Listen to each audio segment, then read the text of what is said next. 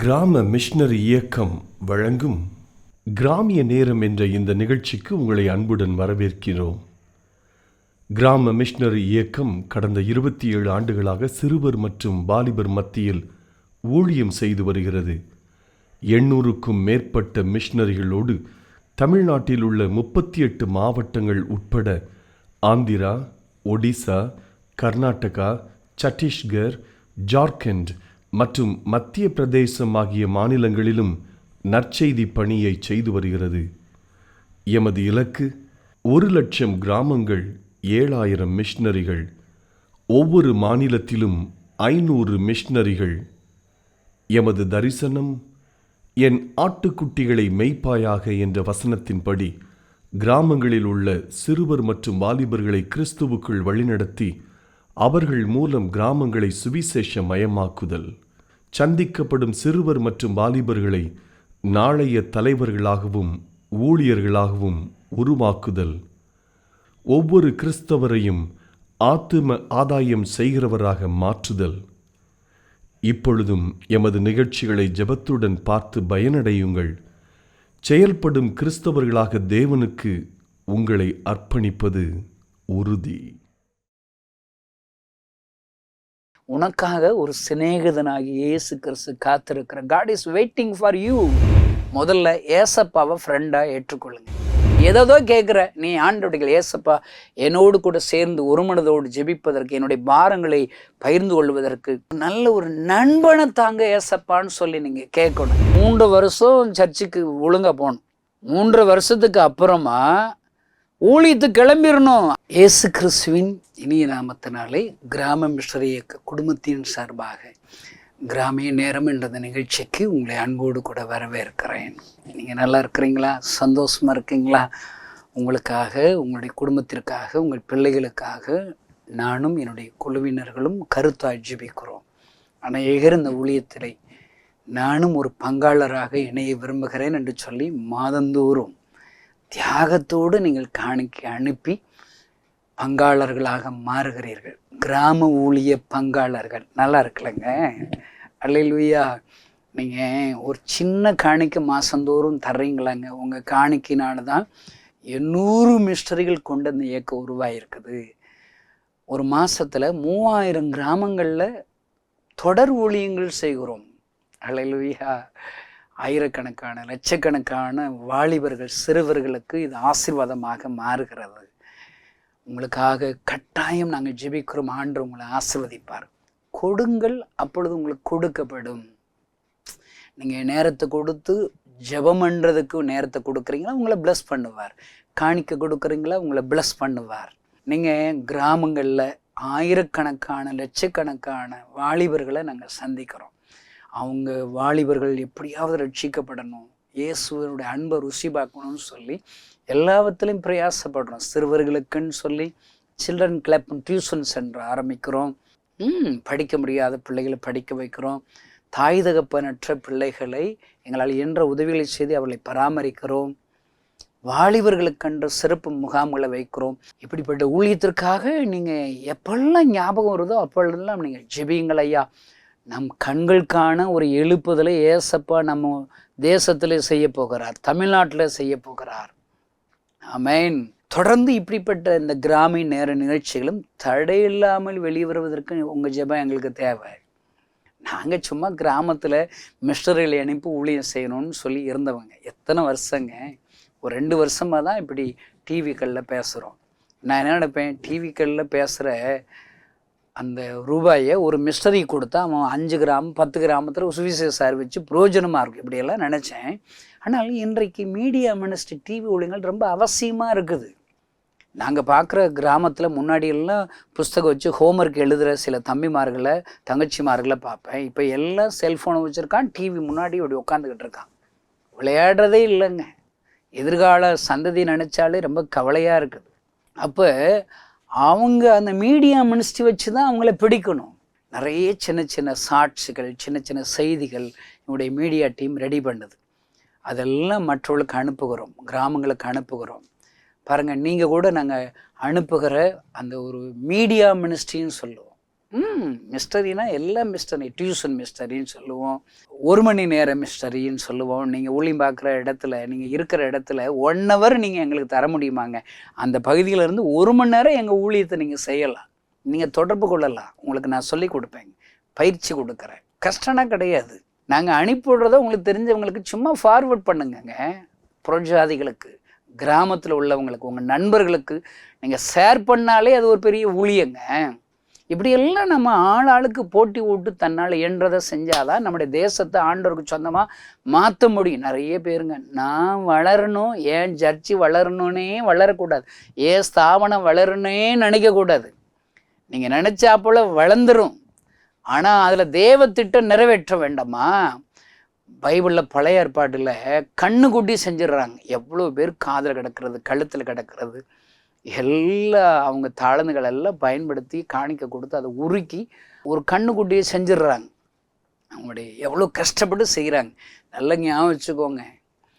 அந்த கண்ணுக்குட்டியினால் பிரயோஜனமா? அந்த கண்ணுக்குட்டி ஆண்டவர் போல் எல்லா லட்சக்கணக்கான ஜனங்களை வழிநடத்த முடியுமா? நீங்கள் கொடுக்குற காணிக்கைகள் தேவனுடைய சித்தத்தை நிறைவேற்றணும்னு சொல்லி நீங்கள் ஜெபிக்கணும், ஆண்டவரிடத்தில் கேட்கணும். அதுக்காக எல்லா காணிக்கையும் கணேசனுக்கு தாங்க நான் கேட்கலங்க. நிறைய ஊழியக்காரங்க இருக்கிறாங்க. ஆண்டவர் உங்களுக்கு பேசினார்னா நீங்கள் அனுப்புகிற காணிக்கையை சரியாக பயன்படுன்னு சொன்னால் நீங்கள் எங்களுக்கு அனுப்புங்க. 800 மிஷனரிகள், 3000 கிராமங்களில் ஊழியம் செய்கிறோம். நார்த்தில், வட மாநிலத்தில் நிறைய ஊழியம் செய்கிறோம். நான் ஆண்டவிடத்தில் எங்களுடைய இலக்கண்ணை இந்தியாவில் 7000 மிஷனரிகளை எழுப்பி 1,00,000 கிராமங்களை சொந்தமாக மாற்றணும்னு சொல்லி பிரயாசப்படுறோம். நீங்கள் எங்கேயாவது உங்கள் இருக்கிற உங்கள் முன்னோர்கள் இருக்கிற கிராமங்களில் ஒரு சின்ன இடம் இருக்குதா, ஒரு 5 சென்ட் 10 சென்ட் இடம் இருக்குதா, அது மிஷனரி பணிக்கு சர்ச்சு கட்டுறதுக்கு தாங்க. அங்கே டியூஷன் சென்டர் ஆரம்பிப்போம். தமிழ்நாடு முழுவதுலேயும், இன்னும் ஆந்திரா, ஒரிசா, எங்களுடைய ஃபீல்டுகள் எல்லாம் ஒரு 1000 சர்ச்சை கட்டணும்னு சொல்லி பிரயாசப்படுறோம். சர்ச்சுனா சர்ச்சு மட்டும் இருக்குது, அதில் டியூஷன் சென்டர் ஆரம்பிச்சிருவோம். எல்லா நாளும் அந்த கட்டடம் இயங்கும். இன்றைக்கி இருக்கிற நிறைய சர்ச்சு ஞாயிற்றுக்கிழமை மட்டும்தான் அந்த கட்டடம் இயங்குது. அதுக்கு எதுங்க இவ்வளோ பெரிய லட்சங்கள் கோடிகளை கொட்டி அந்த சர்ச்சை கட்டுறீங்க? சர்ச்சுங்கிறது எல்லா நாளும் செயல்படணுங்க. இதெல்லாம் ஞாபகம் வச்சு எங்களுக்கு ஜெபிங்கள் ஐயா. ஆண்டவர் உங்கள் ஜெபத்தை கேட்டு பெரிய காரியங்களை செய்வார். இன்றைக்கும் ஆண்டுடைய வார்த்தைகளை கேட்டு உங்களுக்காக நான் ஜெபிக்க போகிறேன். பாருங்கள், ஆண்டவர் எனக்கு சொல்லி கொடுத்தார், நல்ல ஒரு பார்ட்னர், நல்ல ஒரு நண்பர், ஒரு மனது உள்ள ஒருத்தர் கண்டுபிடிக்க சொல்லி உங்களுக்கு கற்றுக் கொடுக்க சொன்னாருங்க. பைபிளில் பாருங்கள், தாவீது, யோனத்தான், கணவன் மனைவி போல் அவள் ஒன்றஸாக இருக்கிறாங்க. ஏசப்பாவே நம்மளை பார்த்து என்ன தெரியுமா, சீசர்களை பார்த்து சொல்கிறார், நான் உங்களை சிநேகிதர் என்றேன்கிறார். இந்த செய்தி கேட்குற உங்கள்கிட்ட நான் ஒரு கேள்வி கேட்குறேன். உங்களை முழுசாக புரிஞ்ச ஒருத்தர் இருக்கிறாராங்க, ஒரே ஒரு ஆள் இருக்கிறாராங்க, நல்ல ஒரு ஃபெல்லோஷிப் இருக்குதாங்க உங்களுக்கு. நான் சொல்கிறேன், நீங்கள் ஆண்டவரோடு என் சிநேகிதர் ஆண்டவர் தான் ஃபஸ்ட்டு அவரை ஃப்ரெண்டாக எடுக்கணுங்க. ஆபிரகாமை பார்த்து சொல்லி, என் சிநேகிதனாகிய ஆபிரகாமுக்கு நான் செய்ய போகிறத மறைப்பேனுங்கிறார். ஃப்ரெண்டுப்பா, அவன்கிட்ட எப்படி சொல்லாமல் இருக்க முடியும்? இப்போ எனக்கு நிறைய நண்பர்கள் இருக்காங்க, நான் என்ன செய்ய போகிறேங்கிறத அவங்க சொல்லிடுவாங்க. இப்போ என்கிட்ட 1 கோடி ரூபா வந்துருச்சு, ஒருத்தன் காணி கொடுத்துட்டாங்க. நான் பாருங்கள், நான் எப்படி செலவழிப்பேன்னு சொல்லி என் கூட இருக்கிற என்னுடைய தலைமைத்துவத்தில் இருக்கிற அவங்க பட்ஜெட் போட்டு முடிச்சிருவாங்க. அண்ணன் இதுக்கு எப்படியெல்லாம் அவன் பட்ஜெட் போட்டுருவான். என் ஹார்ட்டும் அவன் ஹார்ட்டும் ஒன்றா இருக்கும். என்கிட்ட இருக்கிற ஃப்ரெண்ட்ஸுகளுக்கு தெரியும் நான் எப்படி அதை செலவழிப்பேன், ஆண்டுடைய நாம மகிமைக்காக எப்படியெல்லாம் செலவழிப்பேன் அவர்களுக்கு தெரியும். இந்த செய்தி கேட்குற உங்களுக்கு நல்ல ஒரு ஃப்ரெண்டு இருக்காங்களாங்க. முதல்ல ஏசப்பாவை ஃப்ரெண்டாக ஏற்றுக்கொள்ளுங்க. ஃப்ரெண்டுனா என்ன? அவங்களோட நேரம் செலவழிக்கணுங்க. அந்த ஃப்ரெண்டுகிட்ட உங்களை தாழ்த்தணும். சும்மா அப்படி ஏறி நீ சொல்கிறதான் சரி, நான் படித்த முயலுக்கு 3 காலுன்னு சொல்லிக்கிட்டே இருக்கக்கூடாது. கொஞ்சம் விட்டு கொடுக்கணும், நேரம் செலவழிக்கணும், பணம் செலவழிக்கணும், உங்களை தாழ்த்தணும். அவங்களுக்கு தான் ஃப்ரெண்டு கிடைப்பாங்க. இந்த செய்தி கேட்குற நீங்கள் உங்கள் மனசில் நல்லா இருக்கீங்களா, சந்தோஷமாக இருக்கீங்களாங்க? சந்தோஷம் இல்லையா? உங்களுக்கு ஒரு நல்ல ஒரு பார்ட்னர் தேவை, நல்ல ஒரு ஃப்ரெண்டு தேவை. ஃப்ரெண்டு சும்மா மனுஷிகமாக ஃப்ரெண்டு கிடைக்க மாட்டேன். நான் அந்த காலத்தில் படிக்கிற காலத்தில் எனக்கு ஃப்ரெண்ட்ஸ் நிறைய இருந்தான். கருப்பையான்னு ஒரு ஃப்ரெண்டு இருந்தான். அவங்க கூட தான் எல்லாம் சுற்றிக்கிட்டே தெரியும். பாருங்கள், அவன் எனக்கு பீடி குடிக்க சொல்லி கொடுத்தான். தப்பு பண்ண அவன் ட்ரைவிங் கொடுத்தான். ஆனால் எனக்கு காசு வாங்கலைங்க. இவ்வளோ உனக்கு பாடம் சொல்லி கொடுக்குறேன், நல்ல பழக்கம் சொல்லி கொடுக்குறதுக்கெல்லாம் ஃபீஸாக இருக்குதுங்க. என் ஃப்ரெண்ட்ஸுகள் கெட்ட பழக்கத்தை சொல்லிக் கொடுக்க ஃபீஸு அவங்க இலவசமானு சொல்லி தர்றான். என் ஃப்ரெண்ட்ஸ் இல்லை, அந்த ஃப்ரெண்ட்ஸு சொல்ல, முதல்ல நல்ல நண்பர்கள் யாருக்கு அவங்க ஜெயிச்சிருவாங்க. மார்க்கு 2ஆம் அதிகாரத்தில் ஒருத்தன் திமிருவாதக்காரன் படுத்த படுக்கையாக இருக்கான். எனக்கு அவனை பார்த்தா ஆச்சரியம் என்ன தெரியுமாங்க, அவன் படுத்த படுக்கையாக இருக்கும்போது 4 நண்பர்கள் அவனுக்கு இருக்கிறாங்க. இந்த செய்தி கேட்கிற சகோதரனே சகோதரியே, உனக்கு ஒரு 4 நண்பர்கள் இருக்காங்களா, நீ ஜெயிச்சிருவ. அவங்க உன்னை விட மாட்டாங்க. ஒரு பழமொழி, ஆங்கில பழமொழி சொல்லுது, நீ நல்லவனாக பார்க்குறதுக்கு உன்னை பற்றி நீ என்கிட்ட பேசலாம் வேண்டாம், உன் நண்பர்களை காட்டுப்பா, உன் ஃப்ரெண்ட்ஸுகள் யார் யார் சொல்லு. இந்த செய்தி கேட்குற உங்கள்கிட்ட ஃப்ரெண்ட்ஸுகள் உங்களுக்கு யார், யார்கிட்ட கேட்டால் உங்களை குறித்து சொல்லுவாங்கன்னு உங்கள்கிட்டயே நான் கேட்குறேங்க. நீங்கள் உங்களுக்கு ஃப்ரெண்ட்ஸ் இருக்காங்களாங்க? இல்லையா? உங்கள்கிட்ட ஏதோ கோளாறு இருக்குதுங்க. நீங்கள் நல்ல ரியல் சந்தோஷத்தை இழந்துருவீங்க, மகிழ்ச்சி இழந்துருவீங்க. உங்களுக்கு ஃப்ரெண்டு வேணுங்க, அல்லேலூயா, நண்பர்கள் வேணுங்க. உங்களை புரிஞ்சு கொண்ட ஒரு 4 பேர் வேணுங்க, இல்லை ஒரு 2 பேர் வேணுங்க, இல்லை ஒத்த ஆள் முதல்ல கண்டுபிடிங்க. அந்த ஒரு ஆள் கிடைக்கும்னாலே நீங்கள் என்ன செய்யணும் தெரியும், முதல்ல ஏசப்பாட்ட முதல்ல உங்களுடைய காரியங்களை ஒப்பு கொடுக்கணும். அவருக்கும் உங்களுக்கும் நல்ல ஃப்ரெண்ட்ஷிப் இருக்கணும், தொடர்பு இருக்கணும். முதல்ல பெஸ்ட்டு ஃப்ரெண்டு யாருன்னு உங்கள்கிட்ட கேட்டால் ஏசப்பா தான் எனக்கு பெஸ்ட்டு ஃப்ரெண்டுன்னு சொல்லணும். இப்போ ஏசப்பாட்ட போய், ஏசப்பா அந்த உலகத்திலேயே உங்களுக்கு யாரை பிடிக்கணும் நீங்கள் கேட்டிங்கன்னா, நான் சொல்லுவேங்க, இந்த உலகத்திலே ஏசப்பாவுக்கு ஒருத்தரை பிடிக்கும்னா அது கணேசனை தாங்க பிடிக்கும். நீங்கள் யார் சண்டைக்கு வந்துடுறீங்க, வாங்க, வர்றேன்னா வாங்க, நம்ம 2 பேரும் போவோம். ஏசப்பா நீ சிங்காசனத்தில் உட்காந்துருப்பார். ஏசப்பாட்ட கேட்போம், ஆண்டவரே நாங்கள் 2 பேரும் வந்திருக்கோம், எங்கள் 2 பேருக்கு ஒரு சண்டை ஆயிடுச்சு, போட்டி ஆயிடுச்சு, இந்த 2 பேரில் என்ன உங்களுக்கு ரொம்ப பிடிக்குமா, என் கூட வந்திருக்கிற இந்த சகோதரனையோ சகோதரியும் உங்களுக்கு பிடிக்குமான்னு கேட்டால் அவர் என்ன சொல்லுவார், என்னைய தாங்க சொல்லுவார். ஏன்னா என்கிட்ட தான் தரிசனம் இருக்குது. நான் சும்மாவே இருக்க மாட்டேன். 25 வருஷத்துக்கு மேலே ஏசப்பாவுக்காக தாங்க நான் உழைக்கிறேன். நான் காலையில் எழுந்திருந்த இரவு வரை ஏசப்பாவுடைய கண்ணீரை துடைக்க நான் ஏன் ஊழியம் செய்கிறேன். ஏசப்பா என் வியாதியை சுகமாக்கி என் கண்ணீரை துடைச்சாருங்க, செத்து போயிருப்பாங்க. நான் இருந்த இடத்துல எலும்பு கூட இருந்திருக்காதுங்க. ஏசப்பா எனக்கு உயிர் கொடுத்தாருங்க, ஜீவனை கொடுத்தாருங்க. ஏசப்பா கண்ணீரை துடைச்சார்ல, என் கண்ணீரை துடைச்சி ஏசப்பா இந்திய தேசத்தில் உள்ள எல்லா ஜனங்களுக்கு கண்ணீர் வடிக்கிறவரா இந்த 2 கண்ணால் அவரை பார்த்தேங்க. இந்த 2 காதுகளினால் எப்படி அழுகிற சத்தத்தை நான் கேட்டேன். என் கண்ணீரை துடைத்தவர் தேசத்திற்காக அழுகிறார், கிராமங்களுக்காக அழுகிறார், சிறு பிள்ளைகள் பாவத்தில் இருக்கிறார்கள் என்று சொல்லி அழுகிறார், வாலிபர்கள் கட்டப்பட்டு பாவத்தில், காதல்களை, போதை வஸ்துகளில், அடிமைத்தனத்தில் இருக்கு என்று சொல்லி பரிதவிக்க அழுகிறார். 25 வருடங்களுக்கு மேலாக என் ஆண்டவர் தேசத்தை குறித்து, ஜனங்களை குறித்து, அவரை அறியாத ஜனங்கள், வலதுகைக்கும் இடதுகைக்கும் வித்தியாசம் தெரியாத ஜனங்களை குறித்து பரிதவிக்கிற அழுகிற அந்த இயேசுவை நான் பார்க்கிறேன். என்னால் எப்படிங்க சும்மா இருக்க முடியும். நான் ஏசப்பா என் கண்ணீரை துடைச்சிங்களே, நான் உங்கள் கண்ணீரை துடைப்பேன் ஏசப்பான்னு சொல்கிறேன். ஒவ்வொரு நாளும் காலை எழும்பும்போது நான் என்ன தெரியுமா நினைப்பேன், நான் செத்து போயிருக்கணும். டாக்டர் 6 மாதத்தில் செத்து போயிடுவீங்கன்னு சொல்லிட்டார். இன்னைக்கு புதுசாக உயிர் கொடுத்துருக்கிறார்ல, நான் என்ன நினைப்பேன், ஏசப்பா அழாதீங்க ஏசப்பா, என் கண்ணீரை துடைச்சி இன்னொரு நாள் எனக்கு கூட்டி கொடுத்துருக்கீங்களே, நான் உங்களை கண்ணீரை இன்னைக்கு தொடப்பேன் ஏசப்பா, உங்களுக்கு ஏதாவது ஊழியம் செய்வேன் ஏசப்பா. நான் ஒவ்வொரு நாளும் தொடங்குறேங்க. இது வரைக்கும் நான் செஞ்ச ஊழியத்தில் 800 மிஸ்டரிகள் ஏறத்தாழ ஆண்டர் கொடுத்துட்டாருங்க. பகுதி நேர மிஸ்டரிகள் கொடுத்துருக்கிற ஒவ்வொரு ஏரியாலையும் 1 மணி நேரம் மாத்திரம் நான் ஊழியம் செய்கிறேன் பிரதர், உங்கள் ஊழியத்துக்கு ஹெல்ப் பண்ணுறேன்னு சொல்லி நிறைய பேர் ஒப்பு கொடுக்குறாங்க. நீங்கள் கூட வாங்கங்க, உங்கள் ஏரியாவில் ஒரு 1 hour எங்கள் ஊழியத்தை நீங்கள் செய்கிறீங்களா, ஏதாயிலும் நான் உங்களுக்கு சொல்லி கொடுக்குறேன். இனி இது வரைக்கும் இவ்வளோ ஊழியம் செய்கிறேன், இனி என்ன செய்ய போகிறேன், சாகிறதுக்குள்ளே 7000 மிஸ்டரிகள் எழுப்ப போகிறேன், 1 லட்சம் கிராமங்களை ஏசப்பாவை சொந்தமாக மாற்ற போகிறேன், இப்படியெல்லாம் நான் சொல்லுவேன். என் கூட போட்டிக்கு வர்றவங்க நீங்கள் என்ன சொல்லுவீங்க, சொல்லிடுவீங்களா? அப்போ யாருங்க ஏசப்பா பிடிக்கும், என்ன தாங்க பிடிக்கும்? நான் சொல்கிறேன், பெஸ்ட்டு ஃப்ரெண்டு ஏசப்பா தாங்க எனக்கு.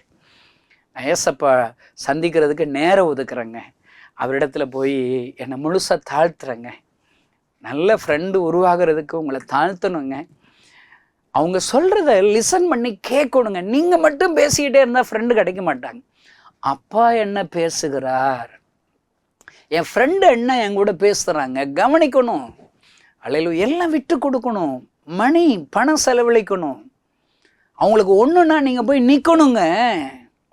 ஹல்லேலூயா. அப்போ தான் ஃப்ரெண்டுக்கு நான் ஏசப்பாட்ட முதல்ல போகிறேன். ஏசப்பாட்ட நான் தாழ்த்தும் போது நான் ஏசப்பா சந்தித்த உடனே என்ன தெரியுமா சொல்லுவேன்? ஏசப்பா உங்கள் செல்ல பிள்ளை கணேசன் வந்திருக்கிறேன்னு சொல்லுவேங்க.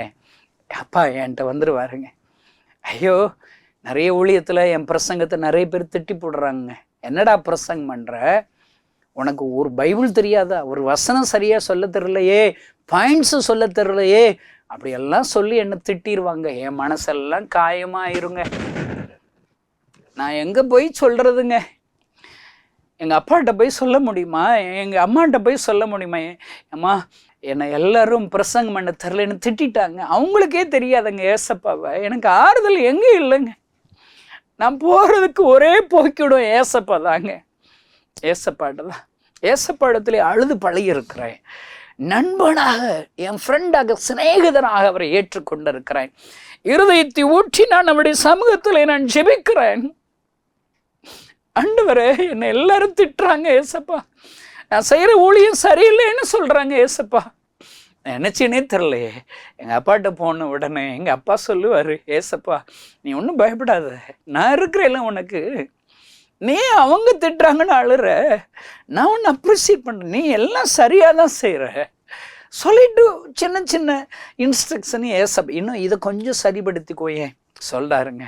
நான் என் ஊழியத்தில் இவ்வளோ ஊழியம் நடக்குதுன்னு நான் கணத்தை எடுத்துக்கிறது இல்லைங்க. எல்லா கணமும் ஏசப்பாவுக்கு தான். அவர் என்னை சிநேகிதராக ஏற்றுக்கொண்டார். அல்லேலூயா. காரியங்களை சொல்லி கொடுக்கிறார். இந்த செய்தியை கேட்குற சகோதரனை, உனக்காக ஒரு சிநேகிதனாகி இயேசு கிறிஸ்து காத்திருக்கிற. God is waiting for you. அவரை சிநேகிதரை ஏற்றுக்கொண்டா அவர் உங்களுக்கு ஒரு நல்ல ஒரு ஃப்ரெண்ட்ஸுகளை கொடுப்பார். என்னை பொறுத்தவரைங்க என் ஊழியத்தில் இருக்கிற எல்லா மிஸ்டரிகளும் என் குடும்பத்தார்கள், என் உறவுக்காரங்க. யாராவது மாதந்தோறும் எங்களுக்கு காணிக்க கொடுக்குறாங்களா, அவங்களும் எங்கள் உறவுக்காரங்க ஐயா, எங்கள் சொந்தக்காரங்க, எங்கள் அப்பா, எங்கள் அம்மா, என் தம்பி, அண்ணன், என் பிள்ளைகள் ஐயா, பிள்ளைகள். ஒரு பாப்பா ஒரு வருஷம் எனக்கு கொடுக்குற தீன்மண்ணங்கள் வாங்கி கொடுக்குற பணத்தெல்லாம் சேர்த்து வச்சு நான் ஒரு 80 ரூபாய் நான் உங்களுக்கு உண்டியில் சேர்த்து வச்சுருக்கேன், நீங்கள் தான் ஏசப்பா அழுறாருன்னு சொன்னீங்களேன்னு சொல்லி கொடுத்தா. என்ன அன்பையா, என்ன அன்பையா. அவள் என் ஆவிக்குரிய என் பிள்ளை ஐயா, பிள்ளை ஐயா. நான் இயேசுவிடத்தில் சிநேகிதனாக இருக்கிறபடியால் ஏசப்பா அநேக சிநேகிதர்களை, என் குடும்பத்தார்களை, உறவுக்காரங்களை கொடுக்குறாங்க. எவ்வளவு ஆண்டோடைய ராஜ்யம் கட்டப்படுகிறது என்று பாருங்கள். இந்த செய்தியை கேட்கிற சகோதரனை, உனக்கு ஒரு ஃப்ரெண்டு உண்டா? இன்னைக்கு அதுதான் ஏசப்பாட்ட சொல்கிறார். இப்போ ஆபிரகாம்கிட்ட போய் கேளுங்க, ஆபிரகாமே உனக்கு யார் ஃப்ரெண்டாக இருக்கு? முதல்ல கர்த்தர் ஃப்ரெண்டாக இருக்கிறார். அவர் வாட்டுக்கு சோதம் குமாரவை அழிக்கிறேங்கிறாரு, விடுவோமா? அங்கே போய் பருந்து பேசுவார். 100 பேர் 50 பேர் அங்கே பருந்து பேசி பாருங்க, ஒரு வாக்கு தத்தத்தை வாங்கிடுறாரு பாருங்க. ஒரு சிலருக்கு பருந்து பேசி ஃப்ரெண்ட்ஸில் ரெக்கமெண்ட் பண்ணி, ஏசப்பாட்ட ரெக்கமெண்ட் பண்ணி கொஞ்சம் பேர் அழிவிலிருந்து தப்பி வைக்கிறார் பாருங்க. அவர் சொல்லுவார், கர்த்தர் தான் எனக்கு ஃப்ரெண்டு. அடுத்து யார் உனக்கு ஃப்ரெண்டு? அவர் யோசிச்சு பார்த்தா, நம்ம பார்த்தோங்க, எலியேசர் வேலைக்காரனை தான் வர்றான், ஆனால் எல்லா பொறுப்புகளும் கொடுக்குறாரு பாருங்க. என்ன பொறுப்புங்க? தனக்கு ஒரே பிள்ளை ஈசாக்கு இருக்கிறான், அந்த ஈசாக்குக்கு பெண் பார்க்கிற பொறுப்புகளை இந்த எலியேசர்கிட்ட ஆபிரகாம் கொடுத்துற. எவ்வளவு நம்பணுங்க. அந்த எலியேசரும் அந்த என்னுடைய எஜமானுடைய அந்த ஆபிரகாமுடைய அந்த இருதய துடிப்புகளை அறிகிறான். அவனுடைய என்ன சொல்கிறாங்க, என்கிட்ட என்ன சொன்னாங்க. நான் அடிக்கடி யோசித்து பார்த்தேன். இப்போ நம்ம ஒன்று சொல்கிறேங்க, சொல்கிறத திரும்ப சொல்கிறான்னு ஒருத்தனுக்கு தெரிய மாட்டேதுங்க. நீ எப்படிங்க ஆண்டருக்கு பெரிய காரியங்களை செய்ய முடியும்? நான் அடிக்கடி அந்த ஆதியாமத்தில் நோவா பேழை கட்டினதை பார்ப்பேன். கொப்பேறு மரத்தினால் நீ எனக்கு ஒரு பேழையை உண்டாக்கி, அதை நீளம் எவ்வளோ இருக்கணும், அகல இருக்கணும், எத்தனை அறைகள் இருக்கணும், சீல் வச்சு இப்படி பூசணும், எவ்வளோ பெரிய பிளான் சொல்கிறாருங்க. இப்போ உங்கள்கிட்ட ஒரு பிளான் சொன்னால் நீங்கள் கரெக்டாக எழுதி வச்சுருவீங்களா? மனசில் எழுதுவீங்களாங்க? கொப்பேர் இல்லை, வேப்ப மரம் நினைக்கிறேன், புளிய மரத்தில் நீ வாட்டு கட்டியிருப்ப. இப்படி தான் அவரும் ஒன்று பைபிளில் சொல்லி கொடுக்குற. நீ ஒன்று செஞ்சுக்கிட்டே இருந்தா எப்படி உனக்கு சந்தோஷம் வரும்? துக்கம்தான், அழுகை தான். நான் சொல்கிறேங்க, இன்னைக்கு ஆண்டவரிடத்தில் தெளிவாக ஒப்பு கொடுங்க. எலியேசர் அல்லேலூயா. எலியேசரை ஏசப்பா தருவாருங்க. மோசஸ்ட்டு ஆண்டவர், நீ வாப்பா, நான் உன்னை எகிப்து தேசத்தில் லட்சக்கணக்கான ஜனங்கள் அடிமைத்தனத்தில் இருக்கிற ஜனங்களை உன்னை வச்சு விடுவிக்க போகிறேன், நீ வா, உன்னை அனுப்ப போகிறேன், உன்னை பயன்படுத்த போகிறேன்னு சொல்லி முச்செடி நடுவில் இருந்து பிரசங்கம் ஆகி ஆண்டவர் தரிசனம் கொடுத்து பேசுகிறான். அவன் வரமாட்டேங்கிறான். நிறைய சாக்கு போக சொல்கிறான். இன்னைக்கு இருக்கிற தமிழ்நாட்டு கிறிஸ்தவங்கள்லாம், ஏயா இத்தனை வருஷம் சர்ச்சுக்கு போய் பாட்டு படிச்சுட்டு வசனம் கேட்டேல, என்னை பொறுத்தளவுக்கு வர 3 வருஷம் சர்ச்சுக்கு ஒழுங்காக போகணும். 3 வருஷத்துக்கு அப்புறமா ஊழியத்துக்கு கிளம்பிடணும். அதுக்காக சர்ச்சை விட சொல்லலை. ஏதாவது ஒரு ஊழியம் வாரத்தில் ஒரு நாள் ஒரு கிராமத்தை அடாப்ட் பண்ணுங்க, போனுங்க. அவங்க செயல்படுகிறவங்களாக நாம் இருக்கணும் இல்லைங்க. ஏசப்பா அவர் என்ன சொல்றாருங்கிறது தெரிஞ்சு செயல்படுகிறவளாக மாற வேண்டும் ஐயா, மாற வேண்டும். மோசஸ் அவன் பாருங்க, அவன் அவ்வளோ சாக்கு போக்கு சொல்கிறான். இன்றைக்கி இருக்கிற நிறைய தமிழ்நாட்டு கிறிஸ்தவங்கள் எல்லாம் சாக்கு போக்கு சொல்லி சொல்லி சொல்லி ஒன்றும் ஊழியம் இல்லைங்க. கிராமங்கள் எல்லாம் பாழாக போயிடுச்சு. கொஞ்சம் பேர் ஊழியத்துக்கு வந்திருக்கான், நிறைய ஊழியக்காரங்க இருக்கான்னு எண்ணிக்கை வேணால் சொல்லலாம். ஆனால் அந்த ஊழியக்காரங்க எல்லாம் ஆளுக்கு ஒரு கிராமத்தை தத்தெடுக்க சொல்லுங்க ஐயா, சர்ச் இல்லாத கிராமத்தை. இப்போ விருதுநகர் டிஸ்ட்ரிக்டில் ஒரு 530 ஊழியக்காரங்க இருக்கிறாங்க. எங்கள் டிஸ்ட்ரிக்டில் 598 கிராமம் தாங்க பஞ்சாயத்தில் அந்த சர்வே ரிப்போர்ட் படி. ஏற்கனவே ஒரு 70 கிராமத்தில் ரேனியஸ் ரேக்லாண்ட் ஐயர்னா வந்து கிராமத்தில் சர்ச்சு கட்டிட்டாங்க.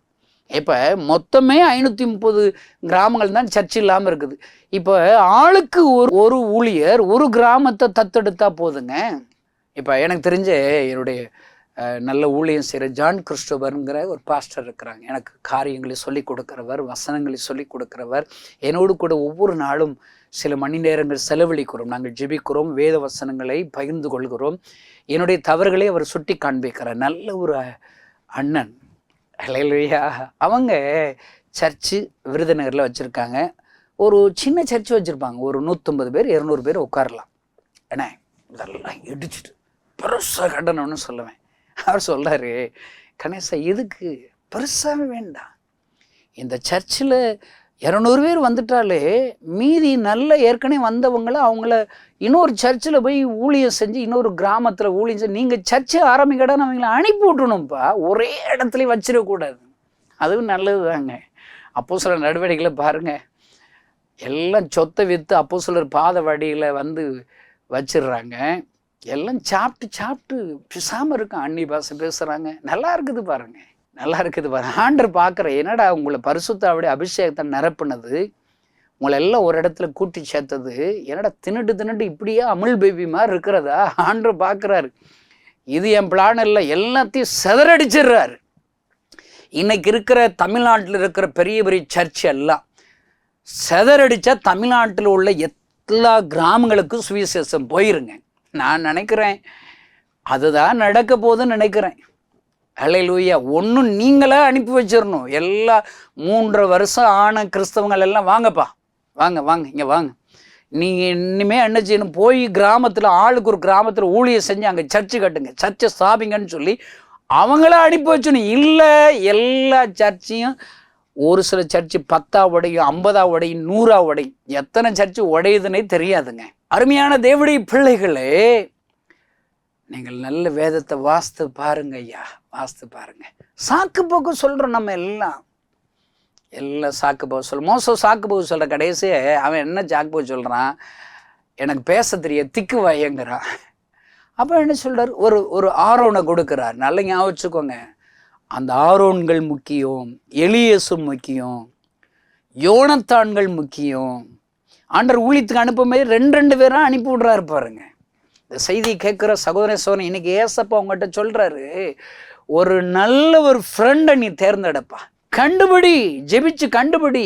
ஆண்டவருடைய கேள், ஏதோ கேட்குற நீ ஆண்டவருடைய கேள், ஏசப்பா என்னோடு கூட சேர்ந்து ஒரு மனதோடு ஜெபிப்பதற்கு, என்னுடைய பாரங்களை பகிர்ந்து கொள்வதற்கு, எல்லாத்துக்கும் ஒரு நல்ல ஒரு நண்பனை தாங்க ஏசப்பான்னு சொல்லி நீங்கள் கேட்கணுங்க. பாருங்க, ஆபிரகாம் எலியேசரை ஒரு ஃப்ரெண்டாக தான் பார்க்குறான்னா, அவன் வேலைக்காரன் தான், தலைமை வேலைக்காரன் தான். ஆனால் ஃப்ரெண்டாக எனக்கு பொண்ணு பார்த்துட்டு வாப்பா, என் பிள்ளைக்கு பொண்ணு பார்த்துட்டு வான்னு அனுப்பி வைக்கிறார். அவர் பாருங்க, ஜெபிக்கிறவர், பொருதனை செய்கிறார்.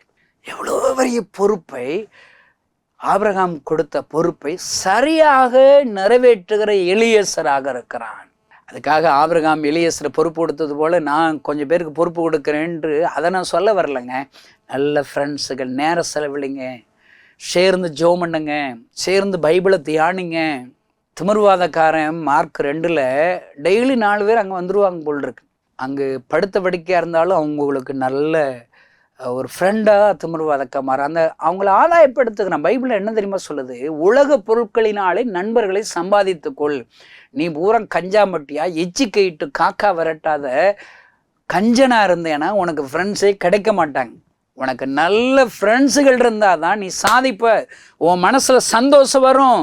சங்கீதம் 133:1 நன்மைகள் உன்னுடைய வாழ்க்கையில் உன்னுடைய ஊழியத்தில் நடக்கும் ஐயா. நல்ல நண்பர்கள் தேவை ஐயா. அவர்களுடைய தவறுகளை சுட்டி காண்பிப்பார், உனக்கு குறைவுகளை உதவி செய்வார்கள், உன்னோடு கூட சேர்ந்து ஜெபிப்பார்கள். 18 வாசித்து பாருங்க. இருவர் ஒருமனப்பட்டால், பார்த்தீங்களா வசனத்தை பார்த்தீங்களா? உங்கள் கூட ஒருமனப்பட்டு ஜெபிக்கிறதுக்கு இன்னொருத்தர் வேணும் இல்லைங்க. நான் சொல்கிறேன், முதல்ல ஃப்ரெண்ட்ஸு வெளியிலேருந்து தேர்ந்தெடுங்க. உங்கள் மனைவியை ஃப்ரெண்டாக வச்சேன்னு ஃப்ரெண்டுகிட்ட நேரம் செலவழிக்கணும். நீங்கள் உங்கள் மனைவி கூட நேரம் செலவழிக்கிறீங்களா? ஏன் உங்கள் தோளுக்கு மேலே பிள்ளைகள் வந்து உங்கள் பிள்ளைகளோட ஃப்ரெண்டாக இருங்க. அதில் தாங்க சந்தோஷம் இருக்குது, விடுதலை இருக்குது, அற்புதம் இருக்குது ஐயா. இந்த செய்தியை கேட்குற நீங்கள் ஆண்டவர் கைகளில் ஒப்பு கொடுங்க. முதல்ல ஏசப்பாவை ஃப்ரெண்டாக ஏற்றுக்கொள்ளுங்க. ஏசப்பா பாரத்தை நீங்கள் கேளுங்க. ஏசப்பா கண்ணீரை தொடைங்க. உங்கள் கண்ணீரை அவர் தொடைப்பார். அவர் உங்களுக்கு ஃப்ரெண்ட் ஆகிட்டார்னா நூற்றுக்கணக்கான நல்ல ஃப்ரெண்ட்ஸுகளை உங்களுக்கு ஏசப்பா தருவார். நம் கண்கள் முன்பாக அற்புதங்களை என் ஆண்டவர் காண செய்வார். எலியேசர் நல்ல ஃப்ரெண்டாக இருப்பதனால தாகத்தை தீர்க்கிறவர் ரெபேக்கா கிடைத்தது போல உங்களுக்கு ஆறுதலாக அநேக ரெபேக்காள்களை ஆண்டவர் தருவார். கண்களை மூடி நாம் ஜெபிக்கலாம். பரலோகத்தில் இருக்கிற நல்ல தகப்பனே, இந்த செய்தியை கேட்கிற ஒவ்வொருவருக்காக நான் ஜெபிக்கிறேன். நல்ல நண்பர்களை தருவீராக. எலியேசர்களை, யோனத்தான்களை, ஆரோன்களை, நண்பர்களை ஒவ்வொருவருக்கும் தருவீரான சொல்லி ஜெபிக்கிறேன். ஒவ்வொரு நாளும் அந்த நண்பர்களை இடத்துல தாழ்த்த கற்றுத்தாரும், பணம் செலவழிக்க, நேரத்தை செலவழிக்க கற்றுத்தாரும். ஆண்டவரே ஸ்தோத்திரம், ஸ்தோத்திரம் ஆண்டவரே. இயேசு கிறிஸ்துவின் நாமத்தினால் இந்த செய்தி கேட்கிற ஒவ்வொருவரையும் ஆசீர்வதிக்கிறேன். முதல்ல பெஸ்ட் ஃப்ரெண்டாக உங்கள்ட நேரம் செலவழிக்கிறவளா மாற்றுங்கப்பா. நான் உங்களை சிநேகிதர் என்றேன் என்று சொன்னீரே. இந்த செய்தி கேட்கிற ஒவ்வொருவருக்கும் நல்ல ஒரு ஃப்ரெண்டாக அந்த செய்தி கேட்கிற ஒவ்வொருவரையும் மாற்றுவீராக. ஆசீர்வதிக்கிறேன் இயேசு நாமத்தினால் பிதாவே, ஆமென். இந்த செய்தி நிச்சயமாக உங்களை செயல்பட தூண்டிருக்கும் என விசுவாசிக்கிறோம்.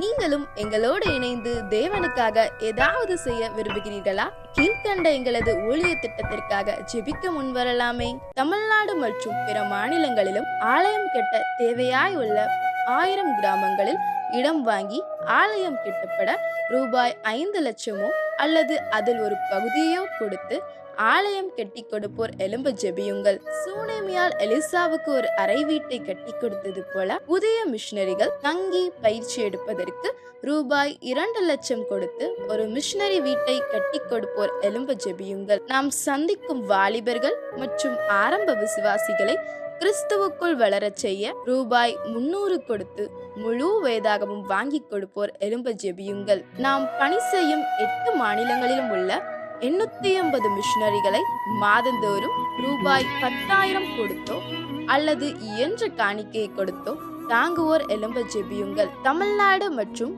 பிற மாநிலங்களிலும் துரிதமாக சுவிசேஷம் அறிவிக்கவும் பின்தொடர் பணிக்காகவும் சுவிசேஷ வாகனங்கள் வாங்கி கொடுப்போர் எழும்ப ஜெபியுங்கள். தங்கள் வாலிப மற்றும் சிறு பிள்ளைகள் ரட்சிக்கப்பட, அபிஷேகிக்கப்பட மற்றும் இயேசுவுக்கு சாட்சியுள்ள பிள்ளைகளாக வளர கண்மணி பிள்ளைகள் இயேசுவுக்காக திட்டத்தில் தங்கள் பிள்ளைகளை இணைக்கிற பெற்றோர்கள் எழும்ப ஜெபியுங்கள்.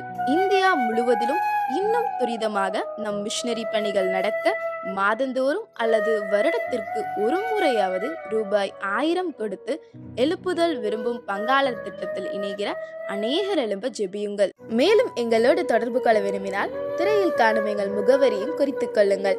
கிராம மிஷனரி இயக்கம், தபால் பெட்டி எண் 51, விருதுநகர் 626001. இந்த நிகழ்ச்சியையோ அல்லது எங்கள் ஊழியத்தையோ நீங்கள் தாங்க விரும்பினால் எங்கள் தொலைபேசி எண்ணை குறித்துக் கொள்ளுங்கள்.